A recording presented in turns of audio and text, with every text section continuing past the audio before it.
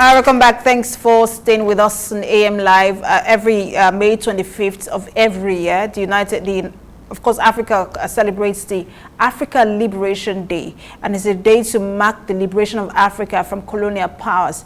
And it's also the formation of the Organization of African Unity 54 years ago. It's been 54 years now when that Organization of African Unity was formed, but now that organization is now the African Union. But every May 25th, Africans come together to celebrate the unity of Africa, as well as the liberation of Africa from colonial powers. And this year, the theme for the African Day, it used to be called the African Freedom Day, it's called the African Liberation Day, but generally now we just call it the African Day. And the theme for this year is harnessing democratic dividends by investing in the youth. Even looking away from the theme, we're basically just looking at the liberation of Africa. Our topic today on the show is Africa's liberation, a rhetoric. And to help us have this conversation is a policy analyst, Dr. Femi Oluwaseun. Thanks for joining us on the show this morning. Good morning. Okay, let's just delve straight into it. When you look at 54 years after the liberation struggle oriented Organization for African Unity, and then you look at now, why is Africa still caught up in this third world pedestal? I mean, it's been 54 years and yet we're still here. 54 years of, is it work, or as what put it, begging for progress, as I put it personally. Because Africa, I'm looking at how AU was from AU. Let's put AU because OAU because somebody. Founded on two basic ideas. The expression two ideas.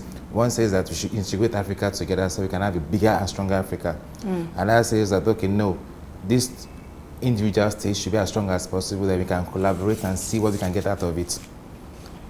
The one that says collaborate work one, and OE was formed, on and on and on and on. That shows how African leaders were thinking then. They were fighting based on ideas. And ideas were progressing Africa little by little. But over a period of time, because of that individualism that Africa has, many states have had, it has not helped them to compare each other and bring each other progress the way they're supposed to progress. The same idea that we're toying with in Africa, EU took it up and improved themselves, despite the fact that there's some little bit of coherence here and there, so a little bit of lapse here and there in the EU was. But you see how people move from one part of EU to another part of EU to improve on themselves and thereby improving on their own economy at home. You can move from France to the UK, get your education, do everything you want to do, go back to France, improve whatever you want to do there. You can move from Switzerland also the other way. That means you are looking for the best talents in everywhere. But Africa now, you say, no. Let us do the way we want to have been doing for a very long time and hope that we will progress one way or the other. It also boils down to the fact that Africa has not educated its youth the way it's supposed to educate it. We have, in the tradition of where Africans are supposed to be, don't ask questions about what leaders are doing. Because leaders are elders in the house, and elders are not fallible in many ways. So if they do the wrong thing, the youth cannot but keep quiet and say, okay, one day to be our turn. When we get there, we do the same. So that vicious cycle of to be our turn has helped us to stay stagnant. We are the richest continent on the world. In the planet. But yet the poorest. We have the largest youth demographic in the world, yet the poorest set of youth in the world. We have the largest set of youth in the world, but yet youth in Africa are the farthest away from anything called policy, anything called power. Everybody has shouted about the new French leader, Emmanuel Macron. It's 39. Who happens to be 39, by the way, yes. We've had 30-something years old in African nations. Our president, when he was military head of state, he was 30-something years of age. Obasanjo about the same age. When the founding fathers of Africa and the main nations in Africa were fighting, they were 30-something years of age. Because you mentioned the founding fathers of many nations, when you look at the struggle, they had to put up with men like Nelson Mandela, Desmond Tutu, Nkrumah. When you look at all the struggles that they had to go through to ensure the liberation of not just African Africa as a whole, because even the apartheid fight was not just for South Africa, it was for Africa as a whole. Even men like Obasanjo were involved in those kind of issues. Now, when you look at the liberation, that the struggle they had to fight to liberate Africa, would you say that, 54 years after now, that, the prospects and the hopes of their liberation is being achieved? I'm sure in several places they'll cry. Like Obasanjo keeps crying till today, because he saw a vision for Africa, which is one of the reasons why there's no think tank on Africa that Obasanjo is not really involved in. Africa Progress Panel, Obasanjo is involved. Everything that looks like Africa should progress, Obasanjo is involved. Because he sees that this is possible in Africa, but we're not doing it. Don't talk of the founding fathers that said this is the vision. We see things that we can do. Despite all the difficulties that was then, they educated themselves and tried to bring that education to Africa so that we can improve on ourselves. But today is like, no, we don't want it. This is what we like. Let us just get ourselves together, enjoy the small things we have, live as, I'm trying to use very nice words over here, live as conveniently as we can, then maybe I do, you should go. But that is not what they had a vision for. They had a vision for a very big Africa. Like I said, if the Nkrumah group, which was called them Casablanca group, they had the idea that Africa, because of our potentials, can be a big regional player in the world. So they say if Africa was coming together, they came together politically, economically, and militarily. First of all, we'll chase away all the colonial powers, then we can band ourselves together and command so much respect in the world. That was one idea. The other idea is saying, like I said, was let each individual state be strong, then we can collaborate, which still goes back to the whole is bigger than the sum of its parts.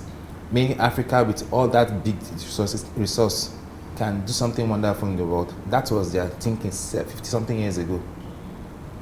But now, I don't know how many African nations are not begging for one thing or the other.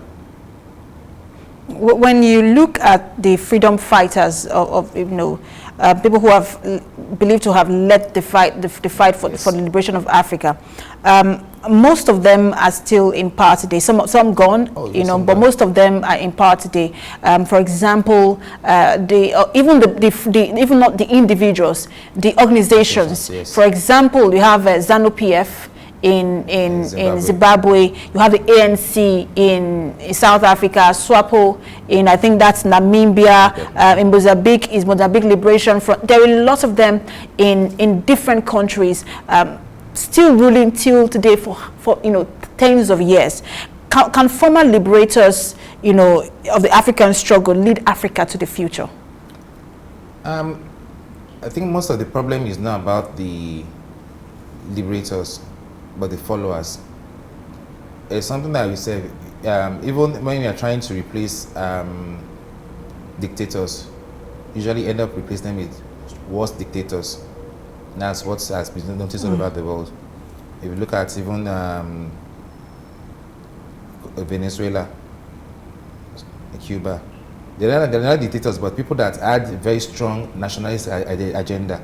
But each time you have had a succession of power, they're becoming worse. The only one that I say that not succession of power is what's the name, Zimbabwe, where one man has held sway since 1980 and still there till today. But he's consolidating power by oppressing on people, and people are trying to revolt, but he oppresses them the more. In South Africa, the visionaries of ANC got angry also and tried as much as possible to moderate what was happening. They had the youth wing. The youth wing also became violent. Several differences happened to the ANC and led to several revolutions. The people that were educated amongst the ANC are the ones that led and are still leading till today. So the followers in the ANC are not so well educated as much as you can say that the leaders were. So they tell them what they are supposed to do, and they continue moving like that. Until recently, I think another black party in South Africa is getting a stronger, a much bigger hold, and challenging the ANC to some things, but still it's more difficult. To me, I feel that it's more of when we struggle for something, it's mine, and I have the dictate and the right to do it as I will. Which still comes to Nigeria. People that said they fought for the Fourth Republic now are looking at it, we fought for it, so we have the right to dictate how we push it forward. We push it in any way we want to push it. You people keep quiet until maybe one day it will leap out to you. So it's still the same people we had in the same, or if not the same people, the ones that fought for liberation for the Fourth Republic of the military fought. They are now power brokers and putting people that they will and want to be in power wherever they want. So they dictate what happens. And same cycle we see every country in Africa, apart from probably the ones that I usually see. I think Morocco still uses a kingdom. Other than that, everyone that had power, when another person succeed, we fought for liberation. Even the Arab Spring, when they fought for liberation, the people that succeeded them ended up being worse. Egypt, you had a brotherhood, Muslim brotherhood, that became worse than the person they chased out of the place. Libya, before it chased out Gaddafi. Al-Qaeda, ISIS, everybody came in and became worse. Just name it. It's because I think for most of them is once we fought for this power, we take how it's supposed to be, and every other person can keep quiet until when we are ready to devolve this power to you. Okay, so what should be, when you look at the two different generations, of course we have the pre-liberation generation, those who actually fought for the liberation, and then we have the post-liberation generation, which is, men like you and I who came after, probably born in that, probably not born in that era, or, you came after that era to you were born into the liberation itself. What should be, for the post-liberation generation, what should be our outlook to Africa? You still have to go back to the blueprint. One of the things I said there was, apart from fighting colonialism, we were supposed to have a cultural dialogue, which is what we are now doing as part of Africa. Most of the things that were supposed to have been done then were not being done, because now people like our culture, celebrating our culture, but in a different way. What we're supposed to do now is ask ourselves, what makes my culture different from yours? That way we are getting an education about these different people. Why is mine different from yours? Why is yours different from mine? What are the areas of overlap? When we learn all this, we learn about why these people are like that, so you can help. So when the person has issues, you can help to provide solutions to that person's problem. Each can provide solutions to your problem. You continue learning little by little, something called acculturation. That means your culture is coming to my culture. That very soon it now becomes everybody has one unique identity that we want for Africa. That's Africa broadly. If you look at Nigeria right now, people are claiming one area is marginalized, another person is marginalized. Have you bothered to ask them, why do you think you're marginalized? Show us the reason why. We'll show you the reason why we think we are not marginalized. Both of you now come to a table, dialogue, and say that, okay, this is wrong, this is right. Culturally, this is acceptable by us. By you, your own culture, is wrong.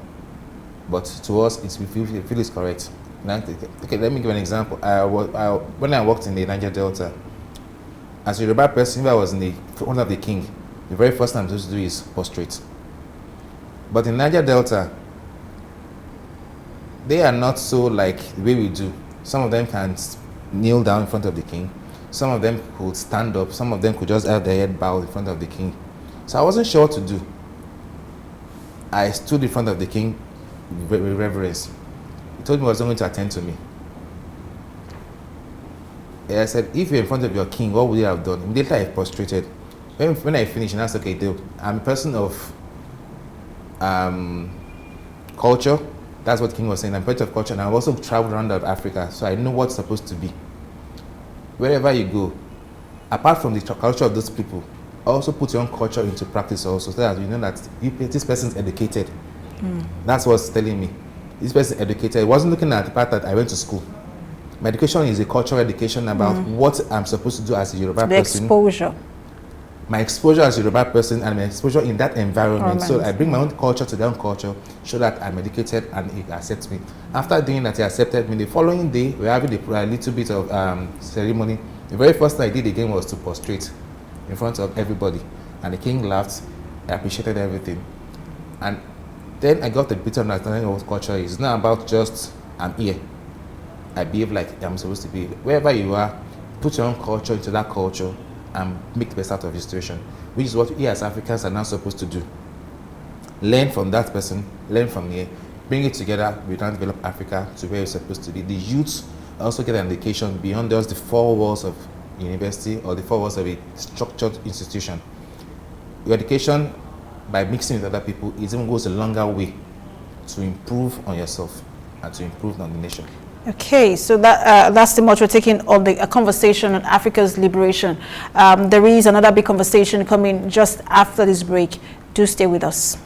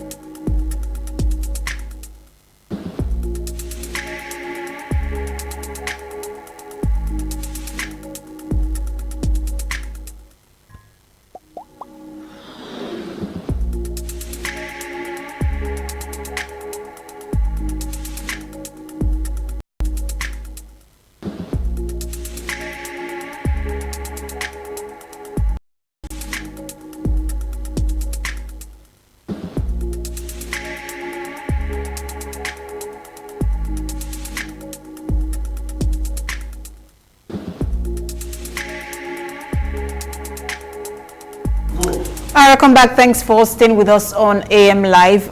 Since 2003, the National Assembly has been trying to pass into law the Petroleum Industry Bill. But for the first time in 14 years, the first part of that bill was passed yesterday by the Senate. The governance bill of the Petroleum Industry Bill, which is called the Petroleum Industry Governance Bill. Now, the second part of it is the fiscal bill, while the third part of it is the host community bill. Those two haven't been spoken about yet. They're still at the National Assembly, but the Senate did pass the first part, which is Petroleum Industry Governance Bill. It will then move to the House of Reps and then to the presidency for it to be assented to. But we were just before the break, we were speaking with Femi Oluwaseun, who is a policy analyst. He's still with us in the House. And joining us now is Amuda Musibudi, who is the coordinator for African Rebirth Movement and also a public affairs commentator. Thank you both for joining us on the show. Most welcome. Amuda, let me ask you, because you're just coming in. Good news or bad news? Thumbs up or thumbs down? I think it's a two-sided thing. First is that don't forget that this has been with the National Assembly since 2008, I guess, and it's been a back and forth thing.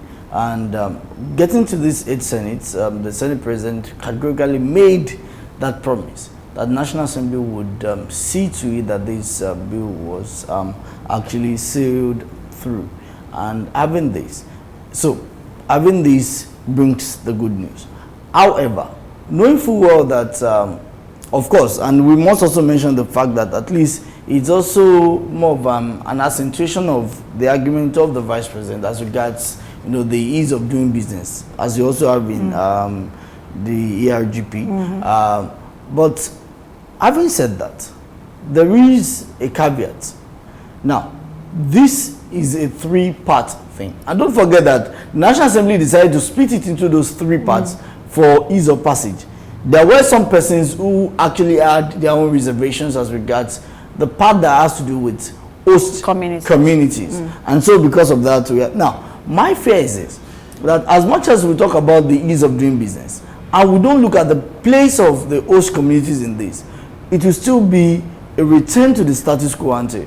Because don't forget that the whole crisis in Niger Delta, as we talk about, is as a result of course, it is not largely because of government policies per se, but of course the hostility of the host communities from which these explorations take place. So that's why I said that it's a two-sided thing. Of course, we should rejoice that at least for the first time we are having a smooth sail of this a part of this bill. But then we should also look at the place of the host communities.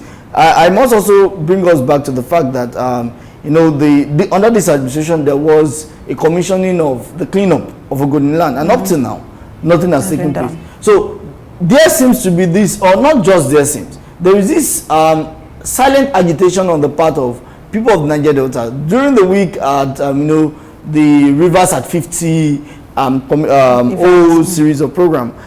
The governor of Rivers State, and of course some of the guests that were brought on board,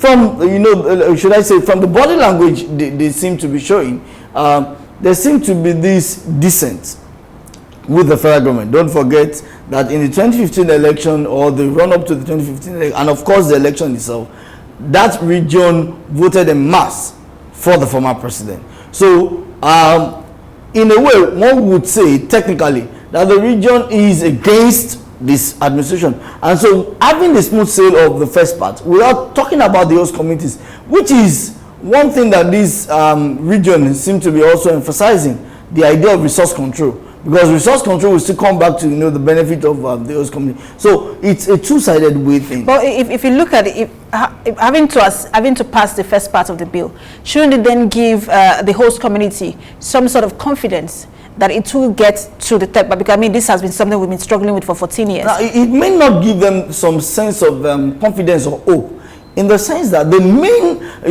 the main naughty issue in this bill was actually that pertains to the host communities.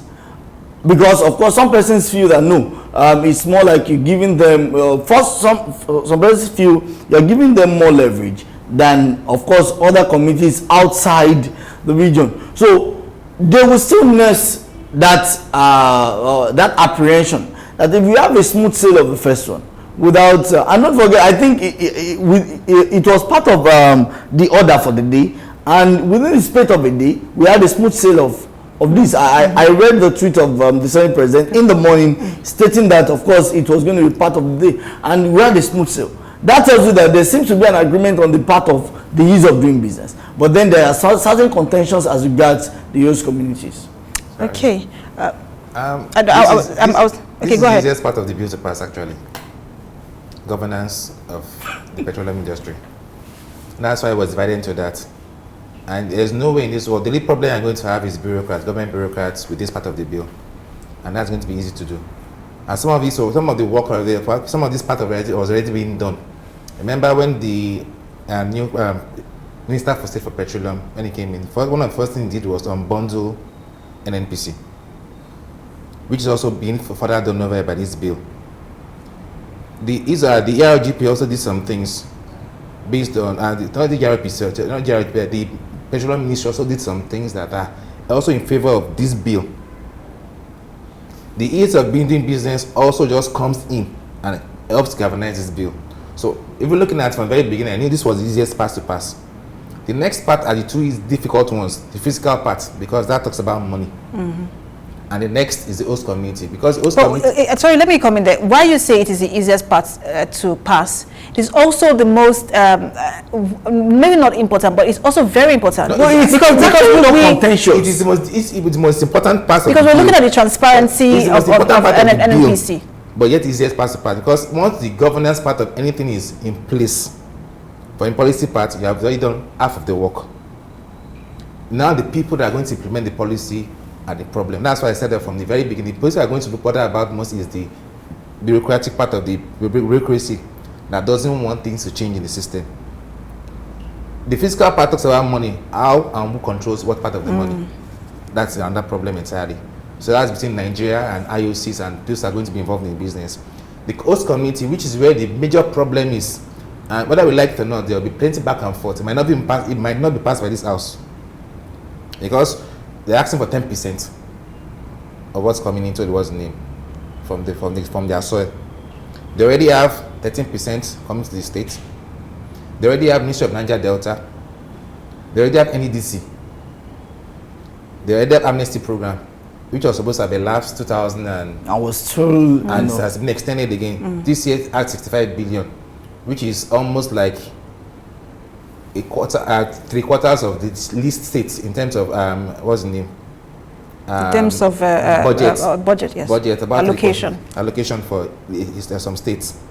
So by the time people ask of that, you're saying that you are giving this amount of money, yet the problem is still with them. Is it our problem that you're having the same problem? I posted something yesterday about Uguta Bridge. I've gone to Uguta severally. I didn't even for any reason know that there was a bridge that was supposed to be constructed from that Uguta to another part of River State that bridges a lake. But it has been passed for about almost 10 years now, about 2 billion naira. But yet, you only have the pillars on one side that's been built. And when they are award contract to people in Niger Delta. Usually, if they can't find somebody from that community, they find somebody from that state. So you are telling me I gave you a contract in your community and in your state, and you are not doing it, and yet you are telling me that I should give you more, which is where the contention with most people are.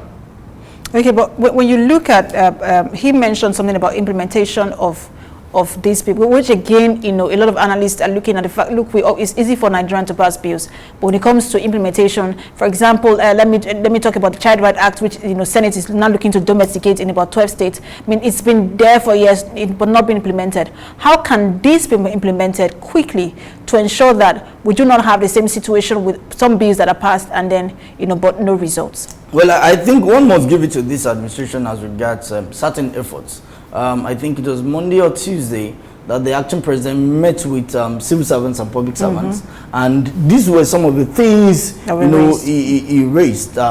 We cannot deny the fact that a major cog in the wheel of progress of this country is the public service, particularly public servants, the way they run the business of government and the likes. And that's why many would argue that the reasons why many of our public institutions fail and parastatals fail is because of the attitude of this person. I feel that with the with the ARGP and of course an effective adherence to it would have a change. I would expect that with that pally which the presidency had with workers, there should be an integration, or there should be this new mindset. I also expect that government will want to put in place, because don't forget that at the moment, oil still happens to be something very important to us, and of course our budget still tells that. So government would not want any situation whereby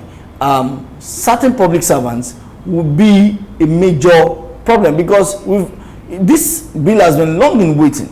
And now that it is coming, it has actually sailed through on the part of the Senate, would have, I think would have a corresponding effectiveness from the executive arm. Okay, finally, what does this mean for Nigeria, you know, as a member of the OPEC, this governance bill, and then for the oil industry in Nigeria as a whole?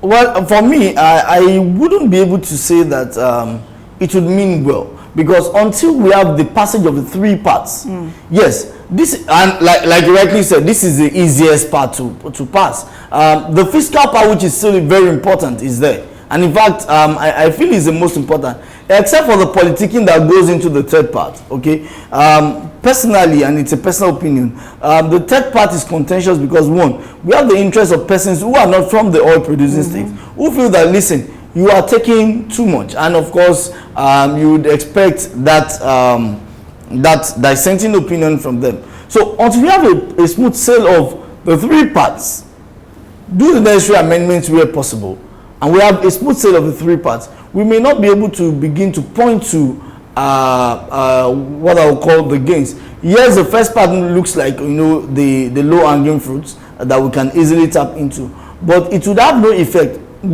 if and when, you know, the fiscal part is not talked about.